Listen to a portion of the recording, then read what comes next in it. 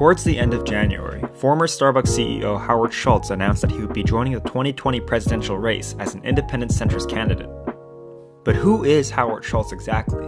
Schultz joined Starbucks in 1980 as an employee, and in 1987 was responsible for taking the company to an international level.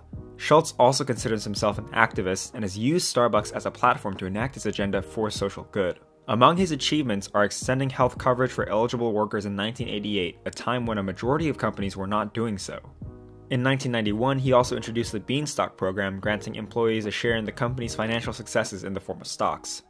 He has also come out in support of gay marriage despite complaints from shareholders and has spearheaded the Starbucks College Achievement Plan, helping employees attend and pay for college. More recently, he mandated all Starbucks employees to attend an anti-racial bias training after a Starbucks employee called the police on two black men, an action Howard Schultz called reprehensible. In 2006, Schultz even made it onto the Forbes 400 list, which presented the 400 most wealthy individuals in the world. On January 28th, Howard Schultz teased on 60 Minutes that he is considering running for president in the 2020 race as an independent. I am seriously thinking of running for president. I will run as a centrist independent outside of the two-party system. We're living at a most fragile time. Not only the fact that this president is not qualified to be the president, but the fact that both parties are consistently not doing what's necessary on behalf of the American people and are engaged every single day in revenge politics. Schultz's decision to run as a centrist independent is based on his claim that 40% of Americans align themselves as independents. The former CEO seems to be appealing to those who are socially liberal but fiscally conservative, a demographic he feels is underrepresented politically. However, those who identify as independents are not the same as those who identify as centrists. Only 3.8% of voters fall into the demographic Schultz is trying to reach out to. So then why run as an independent, especially when considering Schultz's past actions as Starbucks CEO have been what many consider progressive? To help answer this question, I asked Howard Wollner, former vice president of Starbucks and U.S. politics enthusiast. Well, the question of why Howard Schultz may be running as independent when he has advocated for liberal policies in his role as CEO and then chairman of Starbucks is that on social issues, he believes very much that a liberal position is appropriate, and then on the side of the economics, he feels, I understand from his comments, that we have gone too far to essentially demonize the capitalist system, and of course someone that has built his career on capitalism would feel that it has been a very valid system and that it has benefited many people.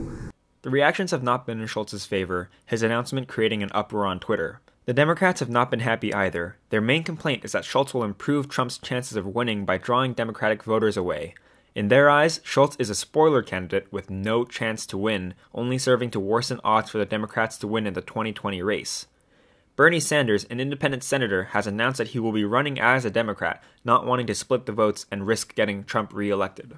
I think it is absolutely imperative that Donald Trump be defeated in this country. Why are you quoting Howard Schultz? Because he's a billionaire. All right? There are a lot of people I know personally who work hard for a living, who make $40,000, $50,000 a year, who know a lot more about politics than, in all due respect, does Mr. Schultz. But because we have a corrupt political system, anybody who is a billionaire, who can throw a lot of TV ads on television, suddenly becomes very, very credible. But why are independents seen as having no chance of winning presidential races? Experts say that the way the political systems are set up right now, the two-party system prevents any third-party candidate from having a fair shot at the presidency. For example, Arizona law states that a candidate running as an independent needs over 3 times the amount of signatures on a petition to appear on a ballot, as opposed to running for one of the two main parties.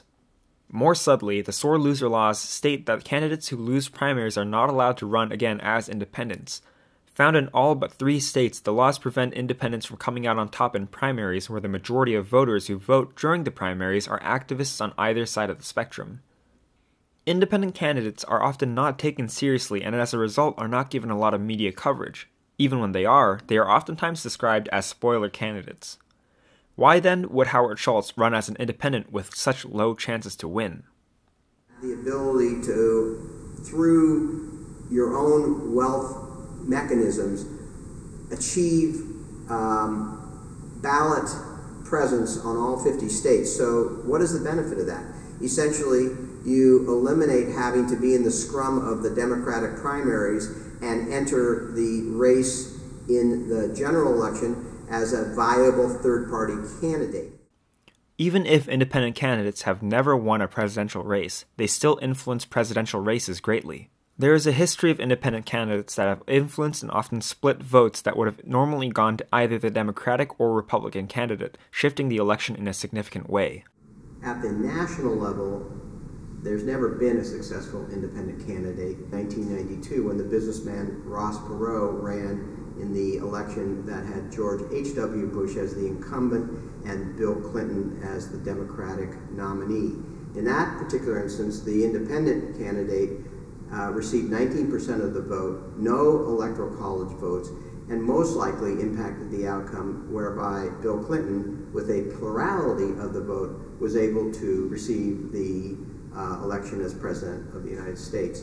Again, the more relevant indication of independent candidacy impacting the two-party candidacies would be the 2000 election with the candidacy of Ralph Nader, specifically the race in Florida, where the votes for Nader most likely came from the Democratic nominee Al Gore, and that led to the ultimate Supreme Court decision to not have a recount. May not have needed the recount if Nader was not involved in that election, and Gore could have won Florida cleanly. Will Schultz be another spoiler candidate, drawing away the Democratic vote and helping re-elect Trump? Or will Schultz be able to find an untapped audience in the American people like he claims to want to reach? Whether or not Schultz follows through with his plans for joining the presidential race in 2020, the response to his announcement brings interesting questions on the state of partisanship in America, the entrenchment of parties, and the role of independent candidates in this system.